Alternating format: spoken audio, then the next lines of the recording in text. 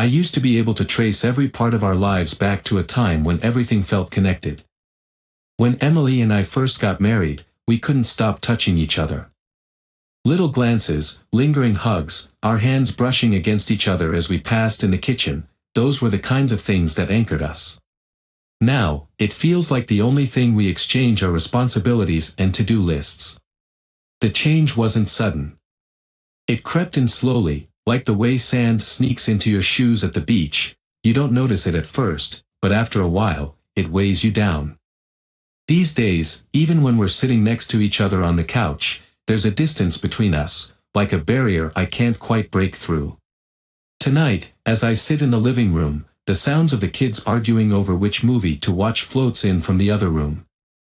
I scroll through emails on my phone, but I can't stop thinking about how much things have changed. Emily is in the kitchen, chopping vegetables for dinner, her back to me. I know every line of her body, every movement she makes as she works, but she might as well be a stranger right now. Do you need any help? I ask, setting my phone down, hoping for even a small moment to connect. She doesn't turn around. No, I've got it, she says, her voice clipped. I lean back on the couch, staring at the ceiling. She used to welcome my help in the kitchen, used to smile when I offered to chop vegetables or stir a sauce. Now it feels like I'm intruding when I even ask. A few minutes pass before I try again.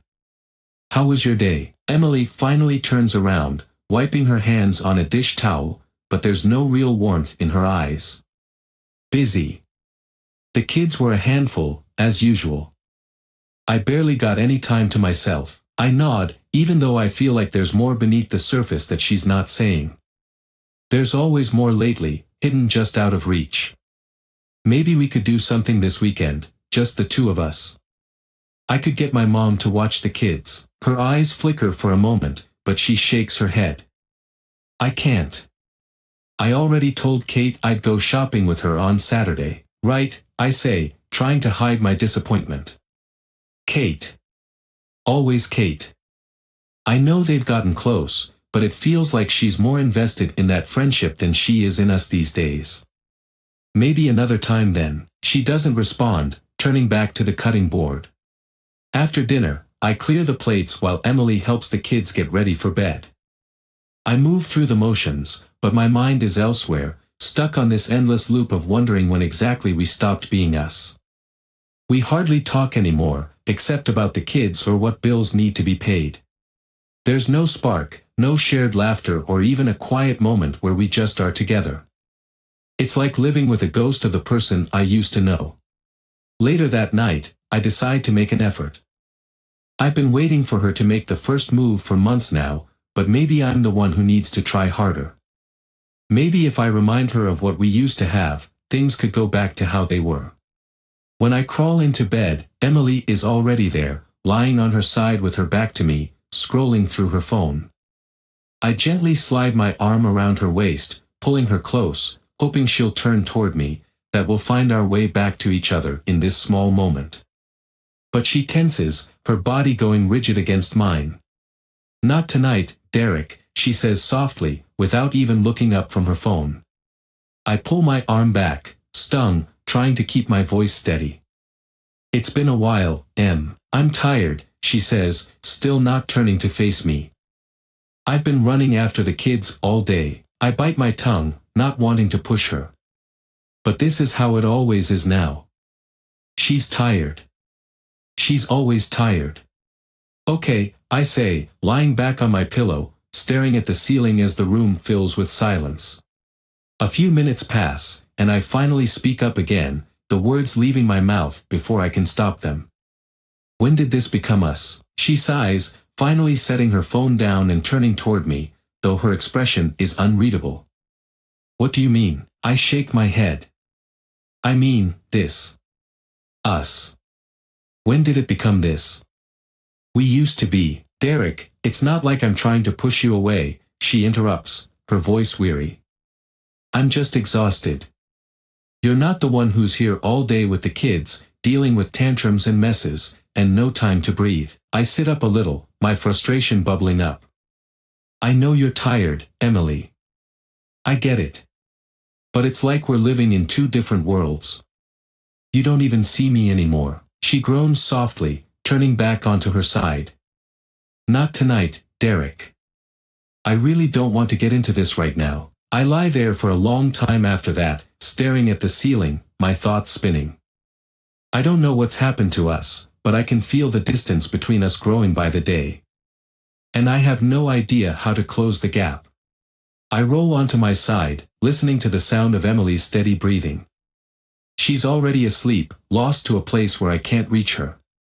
The shift happened gradually, at first so subtle I almost didn't notice it. Emily began going out more often, always with Kate. At first, it was just the occasional dinner or shopping trip, but lately, it had become a weekly routine, sometimes even twice a week. I tried not to think much of it at first, convincing myself that she deserved a break. She was home with the kids all day, of course, she'd want to get out every now and then. But something about it didn't sit right with me. The way she would rush to get ready, spending extra time in front of the mirror, applying makeup and fixing her hair. The way she'd come back late, sometimes smelling like a perfume I didn't recognize. I thought back to the night before, when she'd come home well after midnight, whispering a hurried, "Sorry, I lost track of time," before slipping into bed without another word. She used to at least text me if she was going to be late, but lately, even that had stopped. I tried to push the thoughts aside, telling myself I was being paranoid. Kate was her friend, after all.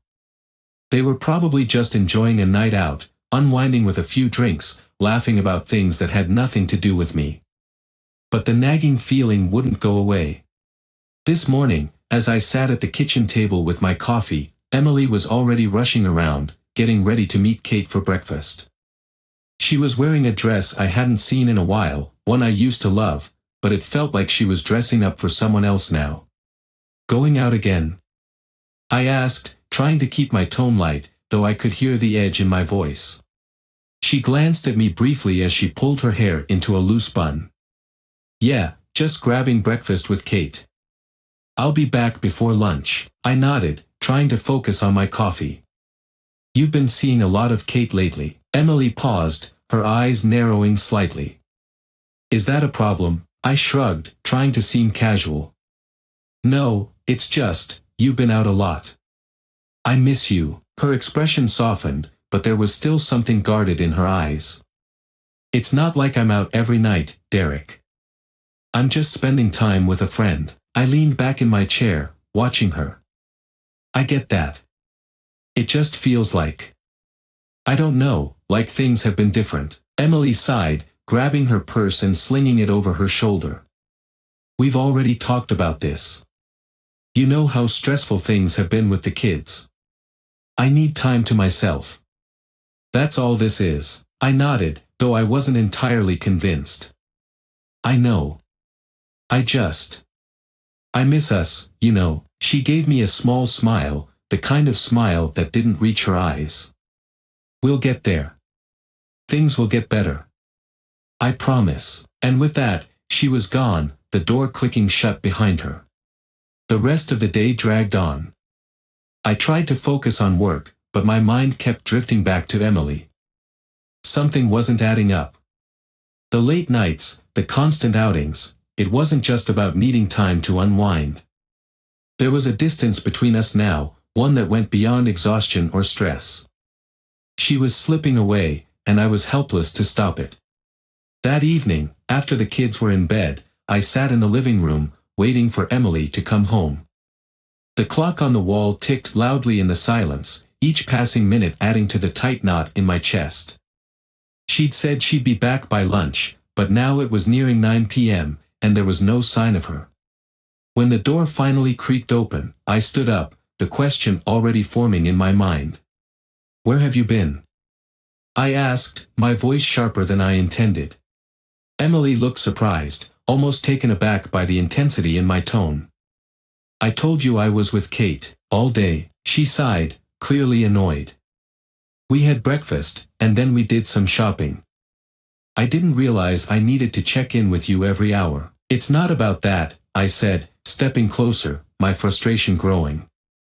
You said you'd be back by lunch, and it's 9 p.m. You didn't even text. Emily rolled her eyes, dropping her purse onto the counter. Derek, I'm an adult. I don't need permission to go out with a friend. It's not about permission, I shot back, the words spilling out before I could stop them. It's about respect. I just want to know what's going on with you. You're distant, Emily. You've been distant for months. She stood there, staring at me, her face unreadable. What are you saying? I don't know, I muttered, running a hand through my hair, feeling the weight of my suspicions for the first time. I feel like I'm losing you. Emily shook her head, her expression hardening. You're not losing me, Derek. You're just imagining things. I'm still here. I'm just trying to balance everything, my life, the kids, us. It's not easy. I wanted to believe her. I wanted to believe that this was just a rough patch, that things would eventually go back to normal. But the late nights, the unexplained absences, the way she seemed so checked out of our life together, it all pointed to something more. Emily, I began, my voice quiet now, almost pleading. If something's going on, just tell me. Her eyes flickered for a moment, something unspoken passing between us, but she quickly brushed it away, her walls going up. Nothing's going on, Derek. You need to trust me. But as she walked past me, heading upstairs without another word, I couldn't shake the feeling that she wasn't telling me the whole truth. The following days passed like an endless cycle of quiet tension, punctuated only by the sounds of our children playing and the muffled conversations Emily had with Kate on the phone. I felt like a ghost in my own home, haunting the corners, searching for signs of Emily's heart, but finding only the chilling reality that she was slipping further away. I couldn't shake the feeling that something was wrong. Every time she came home late, the nagging suspicion grew louder, echoing in my mind. I tried to gather the courage to confront her, but every time I opened my mouth, the words got stuck in my throat. What if I was wrong? What if I pushed too hard and lost her for good? But I was at a breaking point. This weekend, I had a plan. I'd thought about it long and hard, and I decided to take matters into my own hands. I was going to surprise Emily with a weekend getaway. I'd booked a cozy cabin up in the mountains, just the two of us. It would be a chance to reconnect, to reignite the spark that had dimmed between us. I waited until late Saturday afternoon, just before I thought she would come home from yet another outing with Kate. I had the kids entertained in the living room with their favorite movie, and I lit a few candles around the house to set the mood. When Emily finally walked through the door, I wanted her to feel how much I missed her. Hey, you.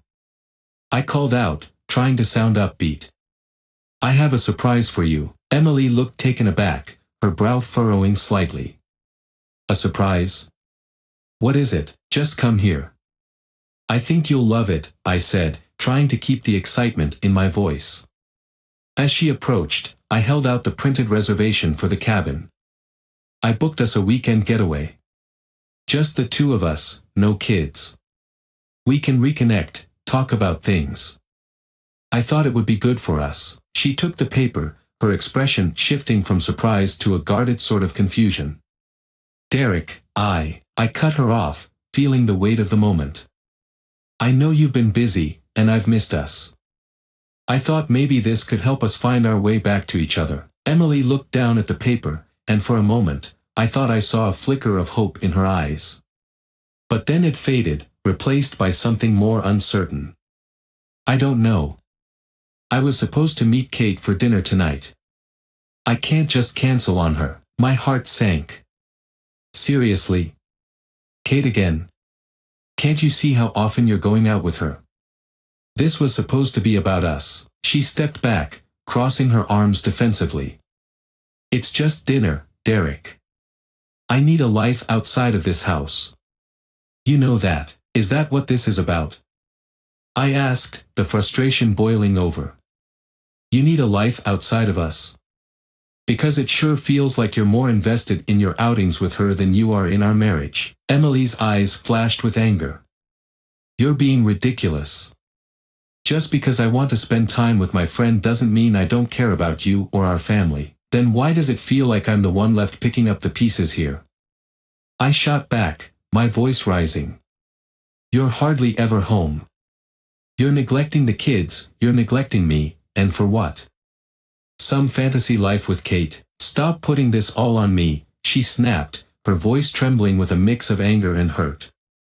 You have no idea what it's like to feel trapped in this house, to feel like you've lost everything that used to matter to you. I just want to feel alive again. Alive? I echoed, my disbelief palpable. So you think running around with your girlfriend is going to make you feel alive? What about your marriage?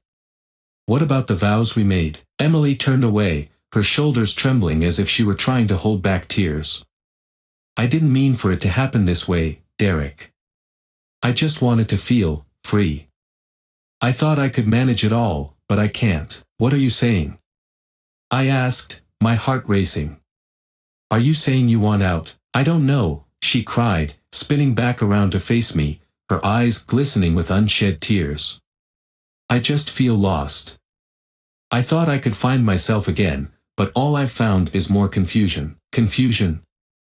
I said, my voice softening. You think going out with Kate and neglecting our family is going to help?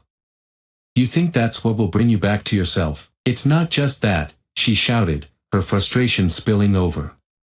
I feel like I've given everything to being a mom, and I'm exhausted. I want to remember who I am beyond all of this. I took a deep breath, the anger in me beginning to cool as I saw the pain in her eyes. Emily, I want to help you. But you need to meet me halfway. We can work through this together. But I need to know you're in this with me, not just running away. She stood there for a moment, the tension hanging heavy in the air. I don't know if I can promise that, she whispered, her voice breaking. Then we're at a crossroads, I said quietly. I can't keep pretending everything is okay while you're out living a different life. If you want to stay, we need to figure this out, together. No more secrets, no more lies. Emily looked at me, the tears finally spilling down her cheeks. I'm scared, Derek. I don't know what to do. I'm scared too, I admitted, my heart aching for the woman I once knew and loved. But we owe it to ourselves and our kids to try. The weight of our shared pain hung in the air as we stood there, the silence filled with unspoken fears and unresolved issues. I didn't know what would happen next, but I knew one thing: the path ahead would require honesty, vulnerability, and a willingness to confront the truth, together. The following days passed like a tense limbo, filled with unspoken words and lingering doubts. Emily and I navigated our home like strangers, exchanging only the necessary words, our conversations reduced to mundane logistics about the kids and household chores. I could feel the distance between us growing, like a chasm that was too wide to bridge without some act of courage. One evening, as I sat on the couch scrolling through mindless television shows, I caught a glimpse of Emily in the kitchen. She was chopping vegetables for dinner, her movements mechanical, her mind clearly elsewhere. The sight tugged at my heart, reminding me of the woman who used to dance through the house, full of life and laughter. Hey, I called softly, trying to break the silence. Want some help with that? She looked up, a flicker of surprise crossing her face. No, I've got it. Just a simple stir-fry tonight. I could see it then, the weight of her thoughts bearing down on her. Emily, can we talk? Really talk? She hesitated, her hand pausing over the cutting board. Now. Can't it wait until after dinner? No, it can't. I need to know what's going on in your head, I replied, my voice firm yet gentle. I can't keep doing this dance. With a sigh, she put the knife down and leaned against the counter, her body tense. Fine. What do you want to know? Everything, I said, my heart racing. I need to understand what you've been feeling. I need to know if you still want this, us. Her eyes filled with unshed tears, and she looked away, biting her lip as if holding back a dam of emotions. I don't know how to explain it, Derek. I feel suffocated. I love you and the kids, but I also feel like I've lost myself in this life. Is that why you've been going out so much? To escape? I asked, my voice softening. Yes. But it's not just that. It's complicated, she confessed, a shaky breath escaping her lips. I started going out with Kate, and it felt so freeing at first. I was reminded of who I used to be before the kids and the responsibilities. But then, I lost track of what was important. The raw honesty in her voice hit me like a wave, and I felt my heart ache for her. So, it's more than just wanting to spend time with her. Emily nodded, tears spilling down her cheeks. Yes. It became an escape, and then I started feeling things I didn't expect. Things I thought I'd buried. It's like I was drawn to that feeling of being wanted again. But I never wanted to hurt you. I stepped closer, the urgency of the moment filling the air between us. Emily, have you been unfaithful? I need to know the truth. She closed her eyes, a defeated expression washing over her face. Yes. I kissed someone. It was just one time, but it meant something to me. I didn't plan for it to happen, but it felt exhilarating. And then I felt guilty. It was all so messy. The confession hung in the air like a storm cloud, heavy and dark. Who was it? I asked, my voice barely above a whisper. It was just a kiss with someone at a bar. It didn't mean anything beyond that. But it opened up all these feelings I thought I'd buried. I didn't know how to handle it, and I ended up pushing you away instead of coming to you. I felt a surge of anger mixed with heartache. You pushed me away to chase after a fleeting thrill. Emily, how could you? I'm sorry, she choked out, her voice trembling. I didn't mean to hurt you. I was scared of everything, of losing myself, of losing you. It's like I was running away from the life we built together, and I didn't know how to stop. My heart ached at her honesty, but the betrayal cut deeper than I had anticipated. I trusted you, Emily. I thought we were in this together. I know, she replied, her voice breaking. And I was wrong. I lost sight of that.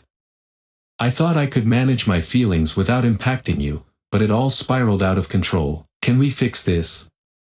I asked, desperation creeping into my voice. Can we find a way back to each other? Because I don't want to lose you, but I can't pretend like this doesn't hurt. I want to try, she said, tears streaming down her face.